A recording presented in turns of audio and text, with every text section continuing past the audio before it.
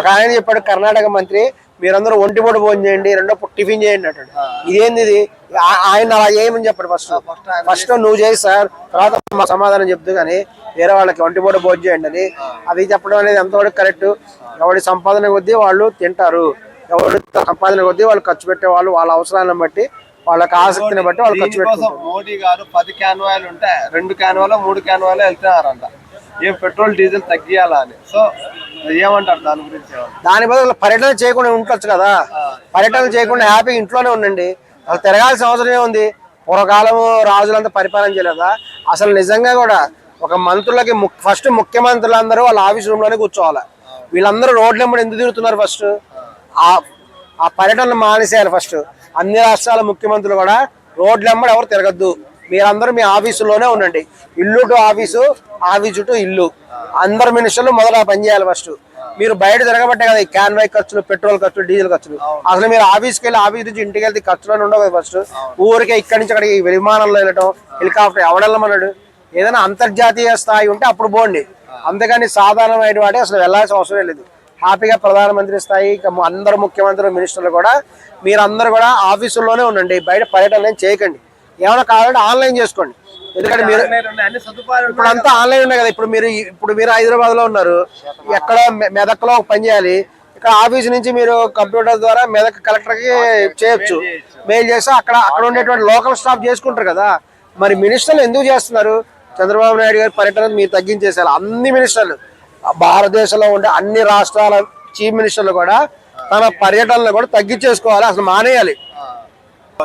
Petrol rate, gas అది ఉంది కదా, సో దాని బదులు ఎన్నో సంవత్సరాల నుంచి ఎలక్ట్రిక్ వెహికల్ వచ్చి 5-10 సంవత్సరాలు అయింది. సో దాన్ని ఎందుకు డెవలప్ చేయట్లేదు? చేయాలి. వీళ్ళకి ఓన్లీ ట్యాక్స్ అనే చెప్తా. ఒకప్పుడు గ్యాస్ అలవాటు చేసారు, పెట్రోల్ అలవాటు చేశారు. సో ఎలక్ట్రిక్ వెహికల్స్ వస్తే కన్నా పెట్రోల్ డీజిల్ ట్యాక్స్ రావని చెప్పి జనాల మీద ₹1,00,000 ఏంటి సార్ ఎలక్ట్రిక్ వెహికల్? అవును, అది చూస్తే డొక్కు కింద పిల్లోడు ఎక్కి తొక్కినా పడిపోద్ది. అవును, మరి దాని గురించి ఏమంటారు? ఎలక్ట్రిక్ వెహికల్ ఎందుకు గవర్నమెంట్ చేయలే? సోలార్ ను కూడా డెవలప్మెంట్ చేయలే గవర్నమెంట్, ఇది 100% ఫ్యాక్ట్. అవును, రేట్లు పెంచారు. ఎందుకు అంతంత రేట్లు ఉంటున్నాయి? చెయ్యాలి ప్రభుత్వం కూడా, ఎందుకంటే అవి డెవలప్మెంట్ చేస్తే ఈ పెట్రోల్ ద్వారా వచ్చేటువంటి ట్యాక్సులు రావు. ఈ కరెంటు వెహికల్స్ వచ్చినా, లేకపోతే నీళ్లతో నడిచే వెహికల్స్ వచ్చినాయి. నీళ్లతో వచ్చే వెహికల్ కనుక్కుంటే ఒక అతను, అతన్ని 6 నెలలు బంధించారు. సిబిఐ కేసు పెడితే అప్పుడు ఆ గవర్నమెంట్ ఏం చేస్తుంది అసలు? ఎందుకంటే అంతర్జాతీయ ఒత్తిడి. ఇది ఒక దేశ స్థాయిలో కాదు. దీని మీద ఇవన్నీ ఎలా ఉంటాయంటే, పెట్రోల్, డీజిల్, గ్యాస్ అనేది అంతర్జాతీయ స్థాయి ముఠా ఉంటుంది. దీనికి అంతర్జాతీయ స్థాయిలో ఉండటం వల్ల ఇదంతా కూడా వాళ్ళు ప్రెజర్ చూపిస్తారు. సో ఇది ఒక దేశము, ఒక భారతదేశం, ఒక ఇండివిజువల్ తీసుకునేటువంటి విషయం కాదు. ఇది ప్రపంచ ఒత్తిడి ఉంటుంది. భవిష్యత్తులో ఏమవుతుందంటే కొంతకాలంగా అయిపోతుంది, అది అప్పుడు తెలుస్తుంది. సహజ సిద్ధంగానే కొంతకాలానికి అయిపోయింది అనుకోండి, అప్పుడు ఆల్టర్నేటివ్ కింద చూసుకోవాల్సిన పరిస్థితి కూడా వస్తుంది. అదే ఇప్పుడు దీన్ని డెవలప్మెంట్ చేసుకుంటే, అందుకనే ఇప్పటి నుంచే జాగ్రత్త పడి, ఈ రోజు మనము ఈ పరిస్థితి ఉండేది కాదు కదా. అవును, ఖచ్చితంగా ఉండేది కాదు. ఇప్పటికైనా సరే గవర్నమెంట్ తప్పుదారు కూడా ఉన్నాయి కదా, వాళ్ళు తప్పు చేసి ప్రజల మీద వేయడం ఎంతవరకు కరెక్ట్? అందుకనే ప్రస్తుతం గవర్నమెంట్ కూడా కరెక్ట్ చేసుకోవాలి.